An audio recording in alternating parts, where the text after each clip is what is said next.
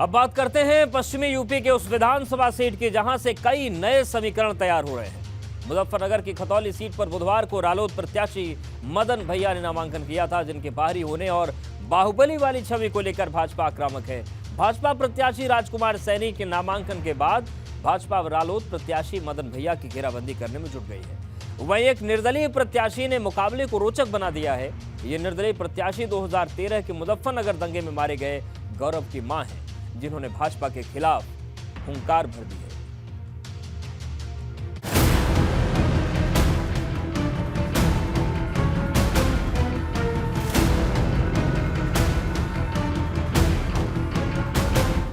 खतौली में भाजपा का परदेसी वाला खेला। तुम तो ठहरे परदेसी, तुम तो ठहरे परदेसी, साथ क्या निभाओगे? साथ क्या निभाओगे? 5 तारीख को पहली गाड़ी से घर को लौटे। 5 तारीख को पहली। बाहुबली उखाड़ेगा रालोद का हैंडपंप। अभी लोगों ने कहा, हमारे पत्रकार बंधु कह रहे थे कि बाहुबली लड़ रहा है। देखिए, मैं कहना चाहता हूं, भारतीय जनता पार्टी के साथ जनबल है, जनता की ताकत है। खतौली में उपचुनाव, 2013 हिंसा पर सियासी तनाव। बच्चों को कोई इंसाफ नहीं मिला, उस वजह से हम चुनाव में आए। सुविधा कही थी, उन्होंने कुछ सुविधा नहीं दी, इस वजह से हम चुनाव में आए। खतौली के चुनावी खेल में भाजपा की राजकुमारी सैनी, रालोद के मदन भैया और कांवल हिंसा में मारे गए गौरव की मां सुरेशवती मैदान में हैं। हालांकि मुख्य मुकाबला भाजपा और रालोद के बीच माना जा रहा, जिनके बीच जुबानी जंग बाहुबली पर आकर टिक गई है।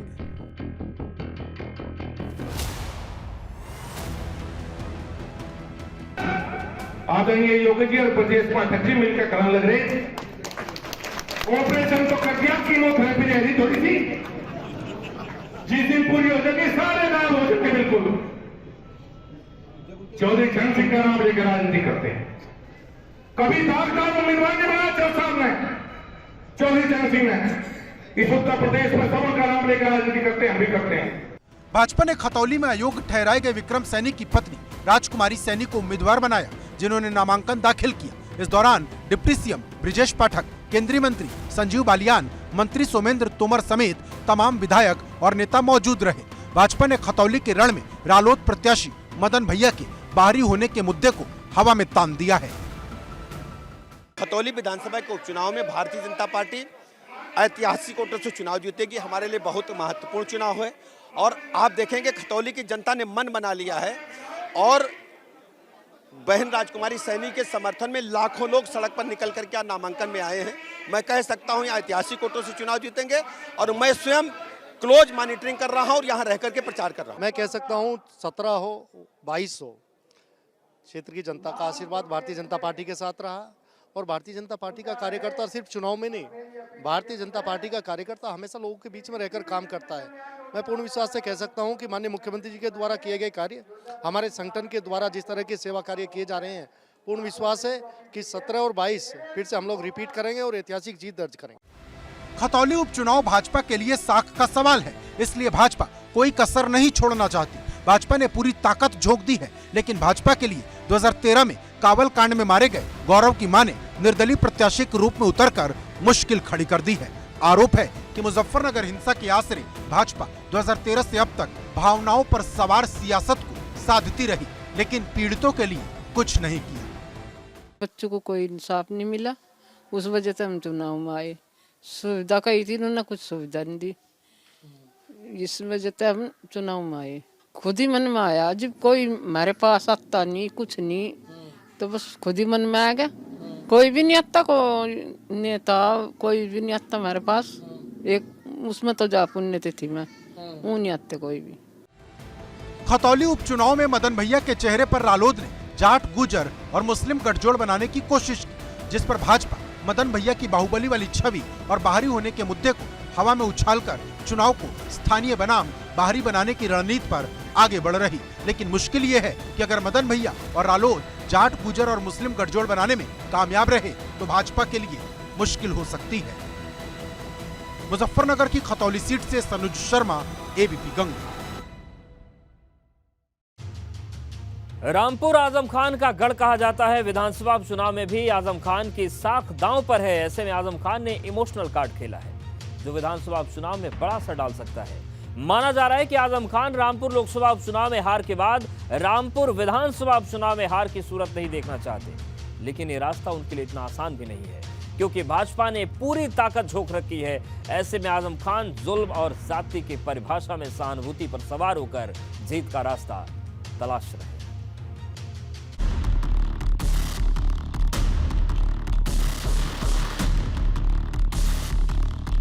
रामपुर की चुनावी पिच पर आजम का इमोशनल कार्ड। आज सवाल किसी की हार और जीत का नहीं है।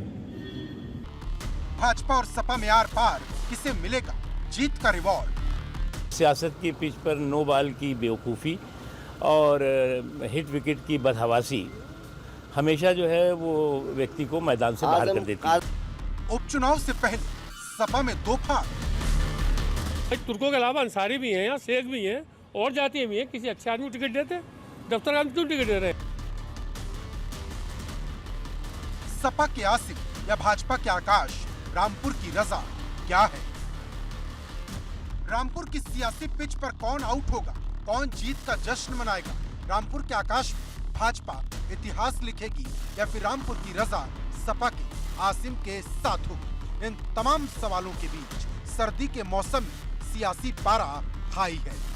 एक और रामपुर लोकसभा चुनाव में कमल खिलाने के बाद विधानसभा चुनाव में जीत का जश्न मनाने को भाजपा बेताब है, तो दूसरी ओर दांव पर है आजम खान की साख, जिनकी सदस्यता जाने के बाद यहां उपचुनाव हो रहा और आजम खान इमोशनल कार्ड के जरिए आसिम राजा के जीत का रास्ता तैयार कर रहे हैं। आज सवाल किसी की हार और जीत का नहीं है।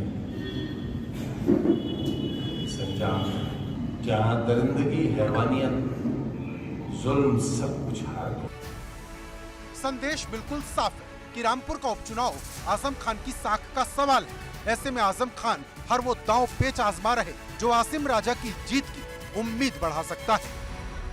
इक़्तिदार है तो हमने फलक को नामजद कर दिया, उसे मैंने मान लीजिए, जरूरत ही नहीं, इसे लोकतंत्र का पर्व कहने की जरूरत ही नहीं है। हम पार्लियामेंट में जीते थे, हम इंशाअल्लाह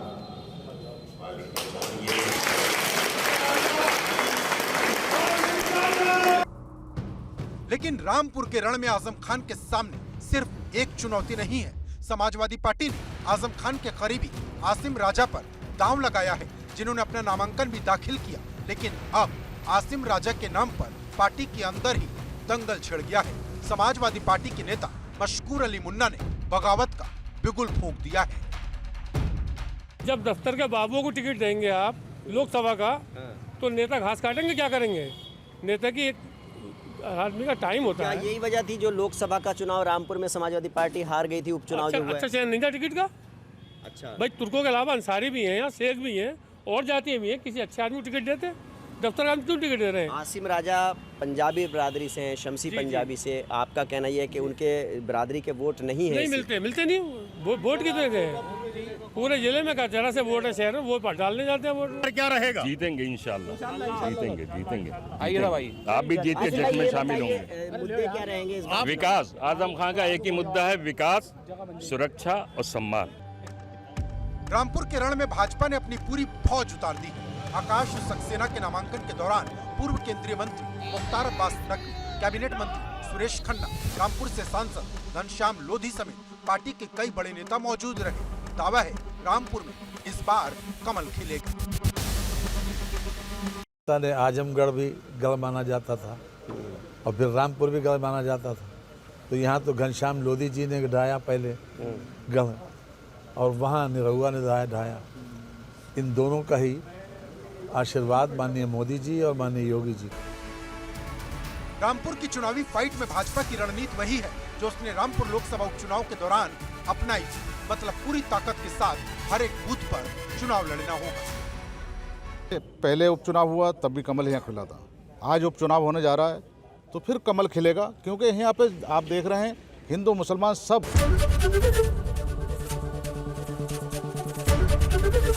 एबीपी गंगा, खबर आपकी, जुबान आपकी।